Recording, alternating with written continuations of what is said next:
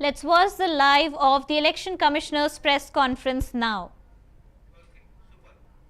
2 से 4 में हुए SIR की मतदाता सूची जो लिंक दिया गया है voters.eci.gov.in पर कोई भी देख सकता है और इस मैचिंग को स्वयं भी कर सकता है। BLOs booth level officers SIR की प्रमुख कड़ी होते हैं। जब वो घर जाते हैं तो कई बार ऐसा भी हो सकता है कि किसी और व्यक्ति की उम्र उस घर में 18 साल के ऊपर की हो गई हो, तो हाथ की हाथ उसी समय वो उनका फॉर्म 6 भी भरवा लेंगे और डिक्लेरेशन भी ले लेंगे और उसकी मैचिंग और लिंकिंग भी पुराने SIR से कर लेंगे। कई बार हमारे मतदाता अगर पढ़ने या लिखने में उनको दिक्कत है तो बूथ लेवल ऑफिसर उनको इन्यूमरेशन फॉर्म भरने में मदद भी करेगा और मदद करने के बाद इस तरह के सारे इन्यूमरेशन फॉर्म्स मैचिंग और लिंकिंग करने के बाद वो ERO और AERO को जमा करेगा।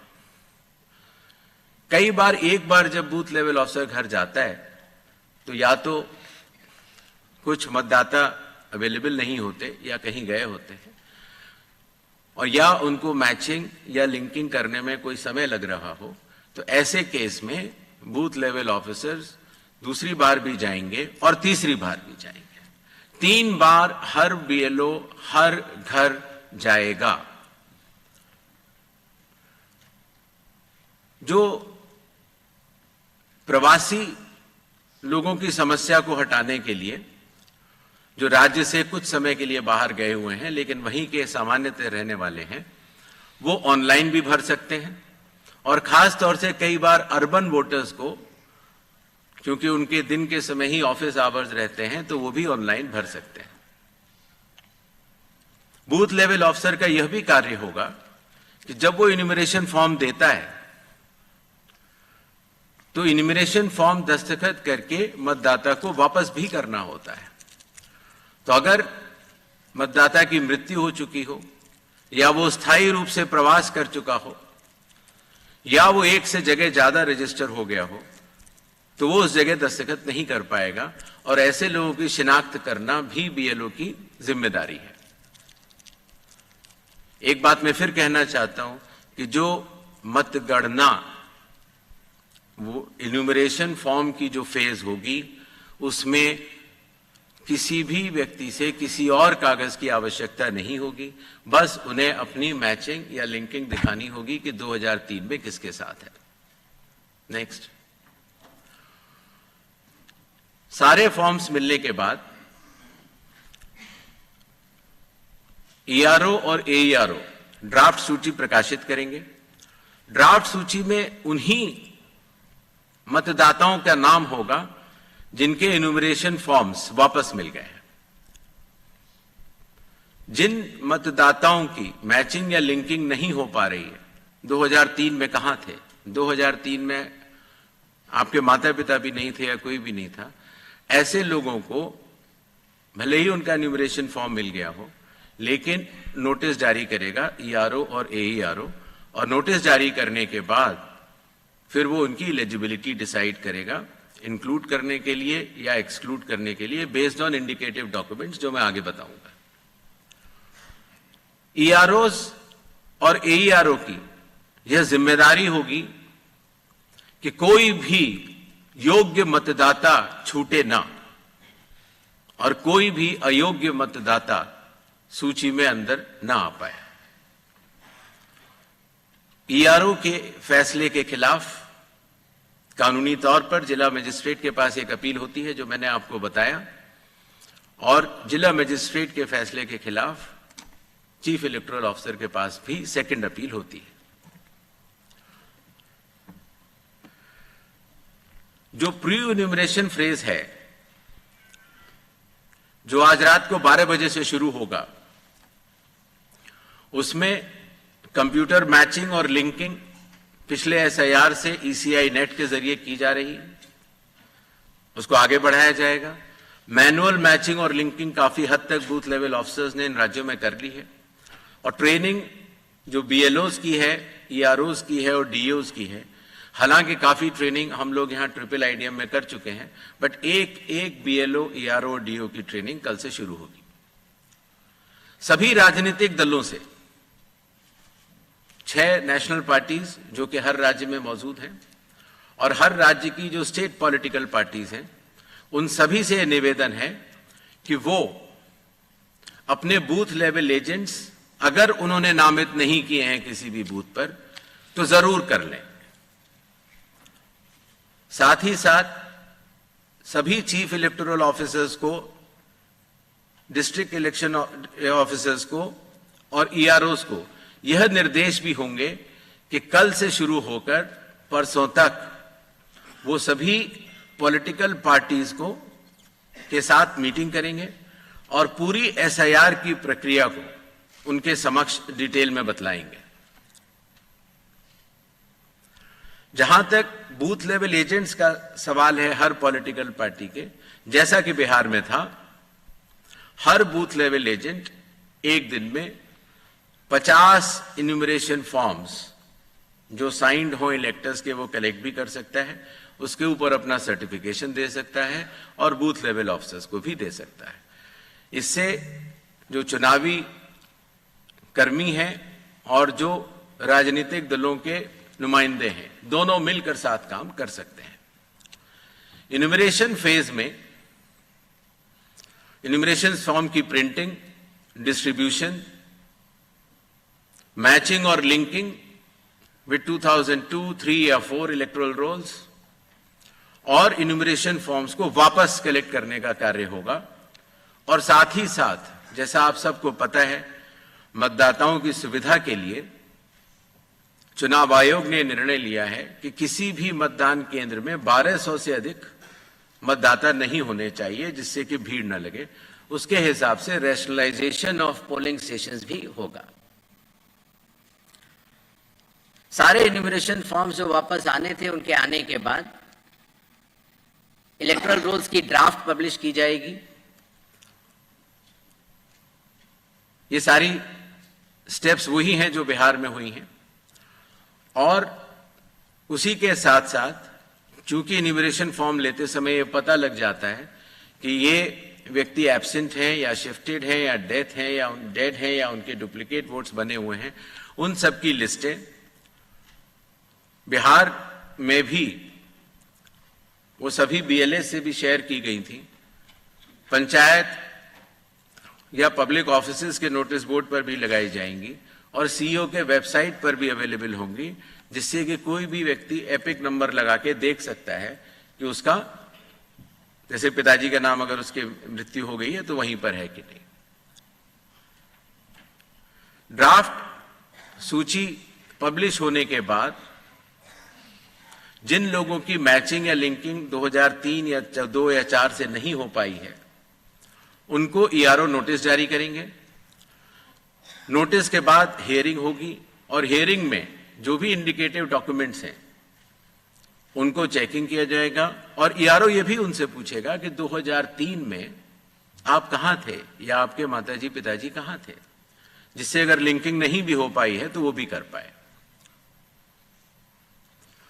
साथ ही साथ क्लेम्स एंड ऑब्जेक्शंस का पीरियड भी शुरू हो जाता है।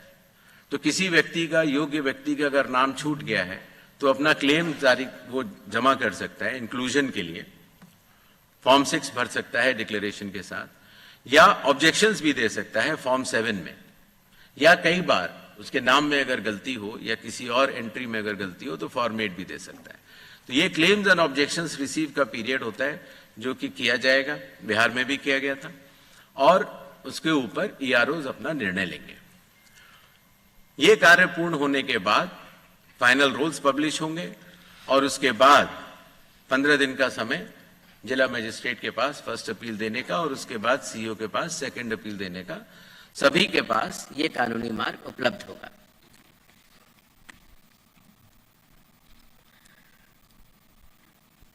जैसा कि बिहार में चुनाव आयोग ने बहुत सफलतापूर्वक दर्शाया कि जो वल्नरेबल ग्रुप्स होते हैं, खास तौर से जो बुजुर्ग हैं या बीमार हैं या दिव्यांग हैं या कई बार हमारी बुजुर्ग महिलाएं हैं, तो इनको अगर किसी भी मैचिंग करनी है 2003 से या लिंकिंग करनी है, उन्हें कंप्यूटर नहीं आता, उनके पास मोबाइल नहीं है या उनको कोई सर्टिफिकेट बनवाना है, तो वॉलंटियर्स जो है वो या तो सरकारी कर्मचारी होते हैं या एनसीसी या एनएसएस के वॉलंटियर्स होते हैं। तो स्वयं उस व्यक्ति के लिए वो चले जाते हैं और वो कागज बनवा लेते हैं, जिससे कि हमारे मतदाताओं को कोई भी असुविधा नहीं हो। और इसकी वजह से आपने देखा होगा बिहार में जब 7.5 करोड़ मतदाताओं ने चुनाव आयोग के साथ कंधे से कंधा मिलाकर जब काम किया तो कोई भी परेशानी नहीं हुई। इस फेज में एसआईआर के समय 1200 तक हम पोलिंग स्टेशंस को भी रैशनलाइज कर लेंगे और कुछ नए पोलिंग स्टेशंस भी खोले जाएंगे जो कि बदलाव के साथ साथ हाई राइज बिल्डिंग्स में भी होंगे या गेटेड कॉलोनीज में या कई बार जो स्लम क्लस्टर्स छूट गए हैं वहां पर भी। इस विषय पर जो ड्राफ्ट पब्लिश होता है उसमें पॉलिटिकल पार्टी से डीओज चर्चा भी करते हैं और उसके बाद ये 1200 हर पोलिंग स्टेशन की अलग अलग मतदाता सूची प्रकाशित की जाती है। यह ध्यान रखना होगा कि एक बूथ पर एक फैमिली के या एक घर पर रहने वाले सभी लोगों का नाम एक ही जगह आ जाए, उससे मतदाताओं को बहुत सुविधा होती है और बिहार में इसमें काफी लोगों ने मिलकर अच्छा काम किया।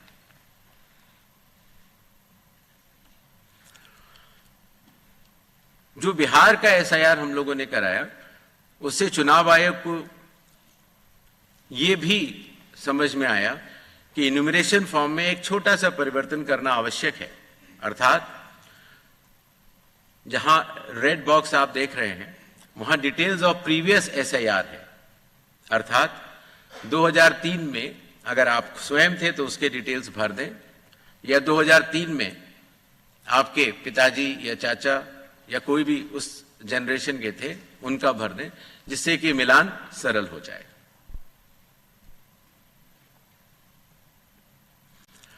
जो इन्यूमरेशन फॉर्म दिया जाएगा उसमें काफी चीजें प्री प्रिंटेड होंगी। मतदाता का नाम, उसका एपिक नंबर, उसका पता, सीरियल नंबर, पार्ट, कौन सी असेंबली है और उसका पुराना फोटो। एक क्यूआर कोड भी दिया जाएगा जिससे कि उस क्यूआर कोड को स्कैन करके आप स्वयं देख सकते हैं। सभी मतदाताओं से चुनाव आयोग का यह आग्रह रहेगा कि जहां पेस्ट करेंट फोटो लिखा हुआ है वहां पर अपनी नई और रंगीन फोटो, कलर्ड फोटो वहां पर अगर लगाएंगे तो जब भी आपका नया एपिक कार्ड बनेगा तो उसमें वो फोटो लगाई जाएगी तो अच्छा लगेगा। शिनाख्त में भी आसानी होती है बिकॉज कई बार वोटर कार्ड्स में लोगों के बहुत पुराने पुराने फोटो लगे हुए हैं। इन्यूमरेशन फॉर्म का ये हिस्सा है जो प्री प्रिंटेड के बाद नीचे आता है, उसमें ये डिटेल्स इलेक्टर्स को भरने होंगे। आधार नंबर बिहार में भी ऑप्शनल तरीके से चुनाव आयोग ने लिया था और इस बार भी आधार नंबर लिया जाएगा। फादर का नाम भी है, एपिक भी है, आपके स्पाउस, मदर, फादर का नाम भी है, डेट ऑफ बर्थ भी। जी, जो प्रीवियस एसआईआर के जो 2 खाने मैंने आपको बताए थे उसमें स्वयं का अगर नाम है तो पहला जो बाईं तरफ वाला बॉक्स है जिसमें इलेक्टर का नाम, एपिक अगर उसका है उस समय तो, बिकॉज 2003 में कई लोगों के पास एपिक नंबर नहीं था। रिलेटिव का नाम, कई बार फादर का नाम होता है और रिलेशनशिप तो वहां पर फादर होगा। किस जिले में है, जैसे ही आप जिला लिख देंगे या स्टेट या एसी लिख देंगे तो जो सारी जो मतदाता सूची पूरे देश की अवेलेबल है 2003 में उससे सेलेक्ट करना और उससे मैचिंग करना बहुत आसान हो जाता है। इसी तरीके से अगर आपका नाम नहीं है 2002, 3 या 4 की मतदाता सूची में तो आप अपने फादर, मदर या जो भी उस श्रेणी के जो रिलेटिव्स हैं उनके डिटेल भर सकते हैं, तो उससे भी ये मैचिंग सरल हो जाती है। क्लेम्स एंड ऑब्जेक्शंस के पीरियड में फॉर्म 7 और फॉर्म 8 की आवश्यकता पड़ती है और फॉर्म 6 तो खैर चूंकि इन्यूमरेशन फेज में ही इस बार हम कलेक्ट कर ले रहे हैं। बिहार में हम लोगों ने उसको बाद में किया था लेकिन इस बार हम शुरू से ही कर ले रहे हैं।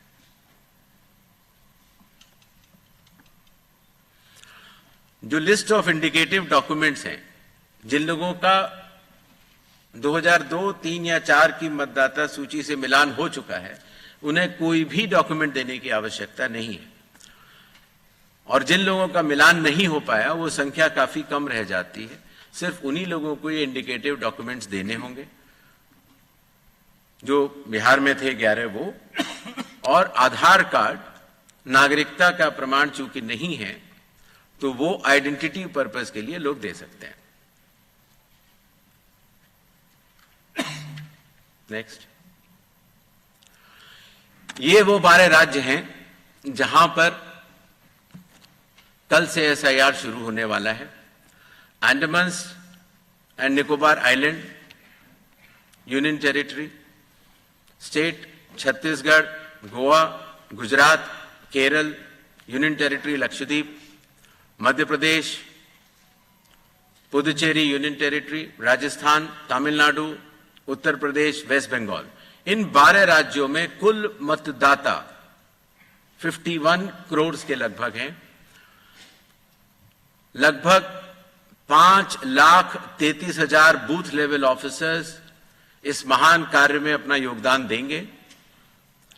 लगभग 7,64,000 बूथ लेवल एजेंट्स जो पार्टीज द्वारा नामित हैं वो इसमें अपना योगदान देंगे, और लगभग 10,500 EROs और लगभग 321 कलेक्टर्स। ये पूरी चुनावी कर्मियों की जो टीम है वो इस एसआईआर की फेज 2 में कार्य करेगी और इसको सफल बनाएगी। शेड्यूल, प्रिंटिंग और ट्रेनिंग का कार्य कल से शुरू होगा और 3 नवंबर तक चलेगा। हाउस टू हाउस इन्यूमरेशन 4 नवंबर से 4 दिसंबर तक। Publication of draft electoral rolls 9 दिसंबर 2025। क्लेम्स एंड ऑब्जेक्शंस का पीरियड 9 दिसंबर 2025 से लेकर 8 जनवरी 2026। जिन लोगों को नोटिस जाएंगे उनकी हियरिंग और वेरिफिकेशन का समय 9 दिसंबर से 31 जनवरी तक होगा, और फाइनल इलेक्टोरल रोल्स 7 फरवरी 2026 को प्रकाशित किए जाएंगे।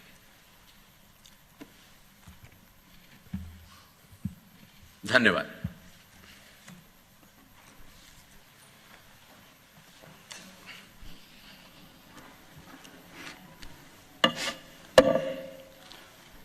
Now we'll start with the question and answer session. As per our previous format, we will be taking questions in groups of 5, and please be rest assured that maximum number of questions will be taken. Why? Sir, I will ensure that your question is taken. Please be seated. Sir, your question will be taken. That's all. चलिए, कोई बात नहीं। Please don't disrupt the conference. Your question will be entertained and taken. In the interest, no, then I'll not be able to entertain lot of questions. I have so many people. I don't have one person. Your question will be entertained. Yes. दीजिए इधर. Excuse me. ऊपर दीजिए, वो blue shirt में दीजिए. Sir नमस्कार, नीरज हूँ news 18 India से। हमारा सवाल ये है आपसे कि आपने जो 12 राज्यों के नाम दिए हैं और केंद्र शासित प्रदेश के, आगामी जो 5 राज्यों के चुनाव है, क्योंकि अगले साल मध्य में वहां चुनाव होने, उसमें असम भी है। असम में आपने एसआईआर कराने का फैसला नहीं किया है दूसरे चरण में, तो इसकी वजह क्या है, कारण क्या है, और यहां कब कराएंगे? Sir, I'm Shriparna from the Hindu newspaper. In Bihar, the Election Commission has said that new epic cards would be given to all voters. What is the progress on that, and will the same be done for all these 12 states and rest of the states undergoing SIR as well?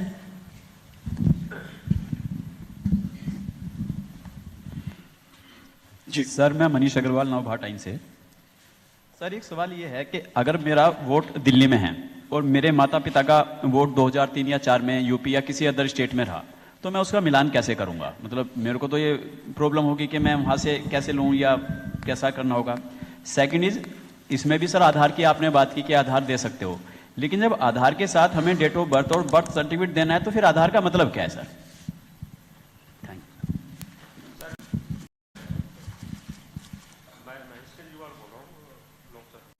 Sir, मेरा सवाल ये है कि जो second page में waste Bengal में जो आपका माइक प्लीज, थोड़ा इसको पास कीजिए। माइक। सर, सेकंड फेज में जो एसआईआर होना है विशेष करके वेस्ट बंगाल में, तो उसमें मुख्यमंत्री ने दूसरा mic.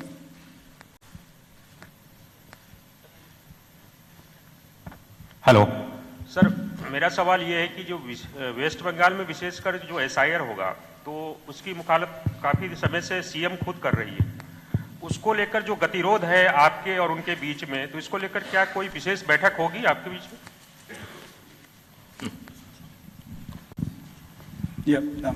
Sir, this is Damini from the Indian Express. Yes, sir. Sir, two questions. One is, what were the lessons that were learned from the Bihar SIR process? And secondly, sir, in the case of the June 24th order for Bihar, there was instruction to EROs to refer cases of suspected foreign nationals to the competent authority. How many such cases have been referred in Bihar, and will these instructions apply to the rest of the states and UTs as well?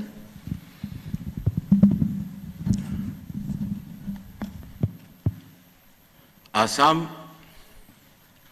का एक विषय पूछा गया। जैसा कि आप सब लोगों को विदित होगा, भारतीय नागरिकता कानून में आसाम के लिए नागरिकता के लिए अलग प्राविधान है। और दूसरा विषय यह है कि माननीय सुप्रीम कोर्ट की देखरेख में वहां पर नागरिकता की जांच का कार्यक्रम लगभग पूर्ण होने वाला है।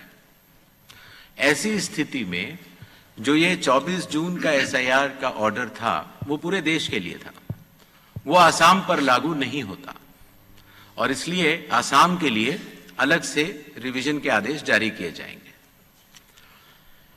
जहां तक नई एपिक की बात थी, तो जिन लोगों की एंट्रीज में बदलाव हुआ, जिनके एड्रेस में बदलाव हुआ या जिनके पोलिंग स्टेशन में बदलाव हुआ, उन सभी को नए एपिक बिहार में मिले हैं। और इसी तरह से पूरे देश में भी जहां जहां एंट्रीज में परिवर्तन होगा, वहां पर नए एपिक्स मिलेंगे। जो मैचिंग और लिंकिंग का प्रश्न पूछा गया, voters.eci.gov.in पे अगर आप जाएंगे तो आप 2002, 2003 और 2004 की मतदाता सूची को स्वयं देख सकते हैं। बीएलओ भी स्वयं देख सकता है। सूची देखने के लिए आपको उसमें सबसे पहले राज्य बताना होगा, फिर आपको जिला बताना होगा, और उसके बाद जिले में वो सर्च की जा सकती है कि मेरा नाम कहाँ है। इसीलिए अगर आप दिल्ली में हैं और आपके अगर माता पिता यूपी के रहने वाले थे, मान लीजिए लखनऊ के रहने वाले थे, तो आपको उधर जाना है यूपी पर, फिर लखनऊ बटन दबाना है, फिर माता पिताजी को वहां सर्च कर लेना है और आपको लिंक का वो बटन दबा देना है। इतनी सरल प्रक्रिया उसको हमारे आईटी डिपार्टमेंट ने बनाई है। जहां तक आधार की बात है, माननीय सुप्रीम कोर्ट ने कहा है कि आधार का उपयोग आधार एक्ट के अनुरूप होगा, और आधार एक्ट के सेक्शन 9 में यह कहा गया है कि आधार डोमिसाइल का या सिटीजनशिप का प्रमाण नहीं होगा। जहां तक जन्म तिथि की बात है, उसके ऊपर भी माननीय सुप्रीम कोर्ट के कई आदेश हैं जहां पर कि ये कहा गया कि आधार जन्म तिथि का प्रमाण नहीं है, और इसका ध्यान रखते हुए आधार अथॉरिटी ने अपना नोटिफिकेशन जारी किया। और आज भी अगर आप कंप्यूटर से अपना नया आधार डाउनलोड करते हैं तो उसमें लिखा होता है आधार कार्ड पर ही कि आधार कार्ड न तो जन्म तिथि का प्रमाण है, न डोमिसाइल का, और न कि नागरिकता का। आधार कार्ड आइडेंटिटी का प्रमाण है और ई साइनिंग के लिए भी उसका उपयोग हो जाता है। तो आधार कार्ड के बहुत सारे अन्य उपयोग भी हैं। जहां तक वेस्ट बंगाल की बात है, कोई भी गतिरोध नहीं है। संविधान के अंतर्गत सभी अपने अपने दायित्व का पालन करती हैं। Election commission special intensive revision करते हुए अपने दायित्व का पालन कर रहा है, और इसी तरह से राज्य की सरकारें अपने अपने दायित्व का पालन करेंगी। जो बिहार में एसआईआर हम लोगों ने किया, और उसमें जो हम लोगों को लगा कि हम मतदाताओं को और सुविधाएं क्या दे सकते हैं, वो मैंने आपको अपनी पीपीटी में बता ही दिया है। और जून 24 का जो ऑर्डर है वो सिर्फ बिहार के लिए नहीं है, वो पूरे देश के लिए है। कुछ एडिशनल इंस्ट्रक्शंस भी जारी होंगे इन 12 राज्यों के लिए। Next round, please. सवाल पूछना था आपसे, ये जो आपने लिंकअप किया है एसआईआर में 2002 से 4 के इलेक्टोरल रोल से किया है, क्या वो डेट बहुत पहले, प्लीज, वो डेट जो है 23 साल पहले का हो जाता है, तो वो डेट क्या ऐसा नहीं कर सकते हम कि 1 या 2 इलेक्शंस पहले करें जिससे कि सभी को आसानी हो? सर इधर प्रशांत सर, मैं न्यूज़ 24 से। मेरा सवाल सर 2 छोटे-छोटे सवाल हैं, पश्चिम बंगाल को ही लेकर के है कि पश्चिम बंगाल से कई बार ये बात आई है कि वो होने नहीं देंगे एसआईआर। ऐसी सिचुएशन में इस चुनाव आयोग क्या करेगा?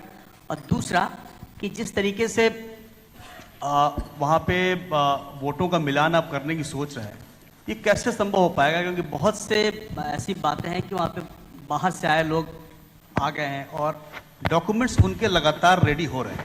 अगर उनके दस्तावेज मान लीजिए गलत तरीके से बन गए, उसको आप कैसे वेरीफाई करेंगे? संजय शर्मा, आज तक से।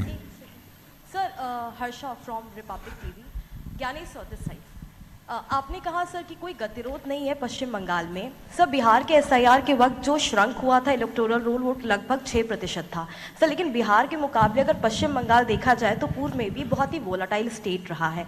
अभी जब से अनाउंसमेंट हुई है पैन इंडिया एसआईआर की, पश्चिम बंगाल खासकर टीएमसी के नेताओं ने कहना शुरू कर दिया है कि there will be blood bath in West Bengal if voters are deleted.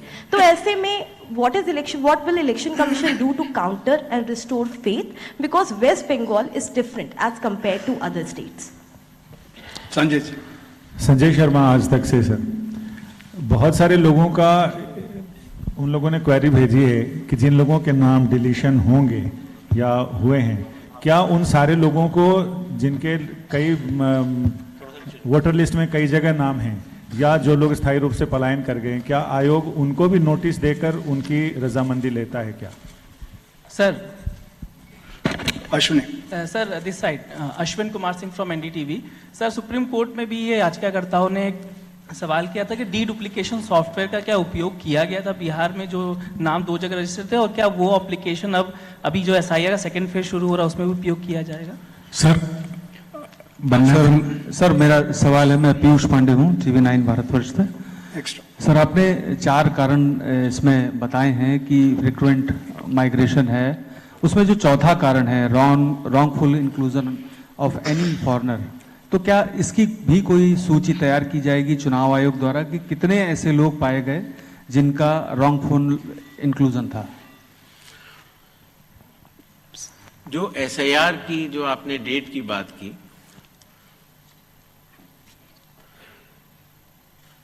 भारतीय नागरिकता कानून के अंतर्गत अगर आप 1 जुलाई 1987 से पहले भारत में अगर पैदा हुए हैं तो आपको भारत का नागरिक माना जाता है।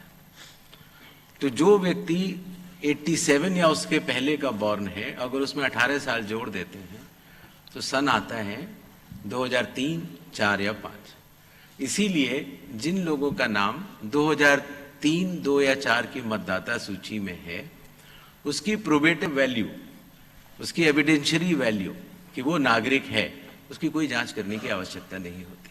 इसीलिए जो पिछला एसआईआर हुआ था वो वाली तारीखें ली जाती हैं। जहां तक वेस्ट बंगाल की बात एक बार दोबारा उठी है, तो मैं एक बार और स्पष्ट करना चाहता हूं